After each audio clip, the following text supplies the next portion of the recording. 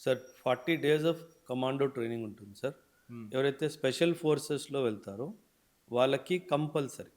ఇన్ఫెంట్రీలో service చేసే వాళ్ళకి compulsory. వేరే ఆర్మ్స్ వాళ్ళు వాలంటీర్‌గా వెళ్ళొచ్చు. ఓకే. అండ్ కొందరు అకాడమీలో పాస్ ఔట్ అయిన తర్వాతనే డైరెక్ట్‌గా మాకు స్పెషల్ ఫోర్సెస్ కావాలనే వాళ్ళు చాయిస్ చేసుకుంటారు. వాళ్ళకి ఈ commando training compulsory sir. Okay. 40 days.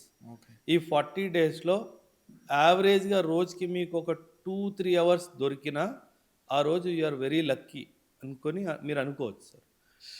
కళ్ళు మూసుకుపోతాయి సార్. మీ బీబీసీలో గూడా ఎన్నో ప్రోగ్రామ్స్ ఉన్నాయి. హ్మ్. పారా హ్మ్. Commando training of Indian army అని జెప్పేసి హ్మ్. ఎక్సలెంట్‌లీ రియాలిటీని చూపించిన కొన్ని ఎపిసోడ్స్ ఉన్నాయి బీబీసీలో. మీరు వెళ్లి ఆ ఎపిసోడ్స్ చూడండి sir. It hmm. Will be goosebumps. ఎంత డిఫికల్ట్ ఫిజికల్లీ కాదు సార్. మనకి జనరల్లీ సామాన్యుడికి ఫిజికలే కనిపిస్తది. హ్మ్. కానీ it is actually mental sir. It is mental టఫ్‌నింగ్.